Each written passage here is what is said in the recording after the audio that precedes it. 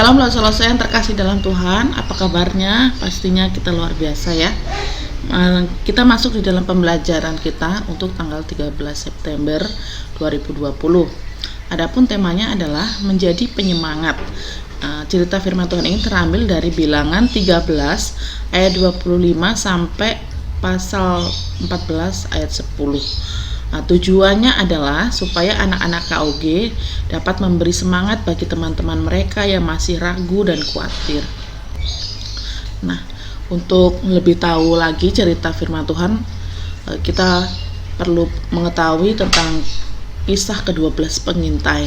Ke-12 pengintai adalah sekelompok pemimpin suku-suku Israel, satu dari masing-masing 12 suku yang dikirim oleh Musa untuk mengintai tanah Kanaan selama 40 hari. Nah, Allah telah berjanji kepada Abraham bahwa akan ada tanah yang dijanjikan bagi bangsa-bangsa yang keluar dari putranya, yaitu Ishak. Nah, tanah Kanaan yang diintai oleh para pengintai itu adalah tanah yang dijanjikan tersebut.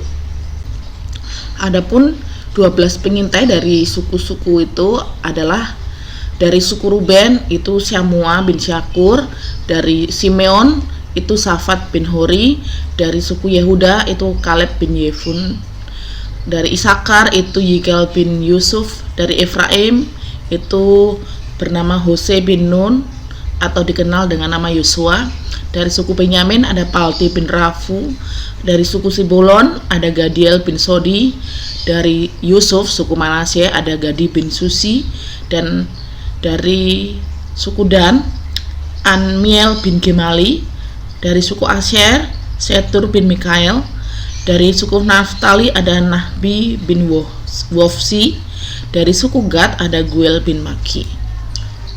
Nah, Musa memberikan tugas kepada 12 pengintai untuk melakukan observasi tentang tanah Kanaan, yaitu yang pertama penilaian fitur geografis tanah, dan yang kedua kekuatan dari jumlah penduduknya, yang ketiga potensi pertanian dan kesuburan tanah, yang keempat menilai apakah penduduk kota-kota seperti kubu atau berbenteng atau tidak, yang kelima kondisi hutan. Dia juga meminta mereka untuk menjadi positif dalam pandangan mereka dan kembali dengan contoh produk lokal.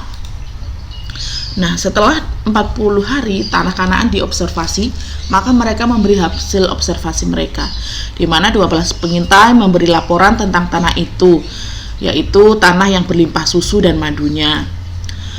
Namun, selain hal yang baik di atas, ada dua hasil observasi yang disampaikan kepada Musa, yaitu 10 pengintai memberikan laporan kepada Musa dengan menunjukkan iman yang lemah, dengan laporan yang suram dan menakutkan mengenai tanah itu. Mereka memfitnah apa yang telah dijanjikan Allah kepada mereka. Mereka tidak percaya bahwa Allah bisa membantu mereka, dan umat Israel secara keseluruhan diyakinkan bahwa tidak mungkin untuk mengambil alih tanah itu. Akibatnya, seluruh bangsa itu dibuat mengembara di padang gurun selama 40 tahun. Sampai hampir seluruh generasi laki-laki yang waktu itu berusia 20 tahun ke atas telah meninggal. Yosua dan Kaleb adalah dua pengintai yang membawa kembali laporan yang baik dan percaya bahwa Allah akan membantu mereka berhasil, sehingga hanya mereka berdualah laki-laki dari generasi mereka yang diizinkan untuk pergi ke tanah yang dijanjikan setelah waktu pengembaraan selesai.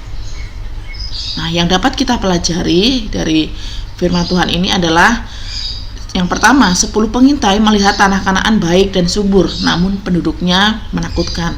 Mereka lupa akan janji penyertaan Tuhan, dan akibatnya mereka tidak menjadi penyemangat bagi umat Israel. Sedangkan hal yang kedua, hal ini berbeda dengan Yosua dan Kaleb. Memang mereka tahu bahwa penduduk Kanaan menakutkan, namun mereka percaya kepada penyertaan Tuhan. Mereka menjadi penyemangat bagi umat Israel. Nah, hubungannya apa dengan cerita KOG? Anak KOG diajarkan supaya mereka belajar dari kesalahan 10 orang pengintai yang memberi berita menakutkan, dan juga belajar dari dua pengintai yaitu Yosua dan Kaleb yang percaya pada penyertaan Tuhan, sehingga di tengah keraguan dan ketakutan yang dialami oleh bangsa Israel, Yosua menjadi penyemangat bagi umat Israel. Nah, yang perlu ditekankan di sini adalah Lause mengajarkan agar anak-anak KOG supaya mereka percaya pada penyertaan Tuhan sehingga mereka bisa menjadi penyemangat bagi teman-teman mereka.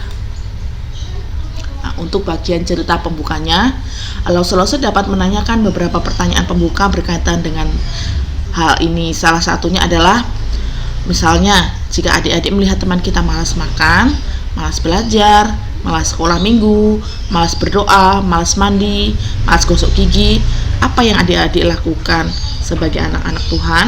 Apakah mendukungnya supaya terus malas atau memberi semangat agar mereka tidak menjadi malas? Untuk isi cerita, Lause jelaskan kepada anak-anak KOG tentang kisah 12 orang pengintai, di mana 10 orang bukan penyemangat, hanya 2 orang yaitu Kaleb dan Yosua yang menjadi penyemangat bagi umat Israel. Lause jelaskan kepada anak-anak KOG bahwa kita sebagai anak-anak Tuhan harus menjadi penyemangat bagi teman-teman kita agar teman-teman kita yang malas menjadi semangat.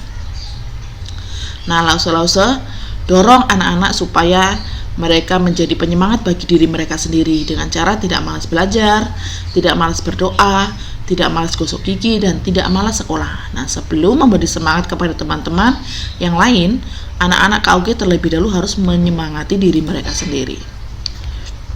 Lause ajak anak-anak KOG supaya setelah mereka menyemangati diri sendiri, Tuhan juga senang jika mereka memberi semangat kepada teman-teman mereka, supaya teman-temannya semangat melakukan hal-hal yang baik dan benar. Misalnya, ada teman malas gereja, harus disemangati supaya rajin ke gereja.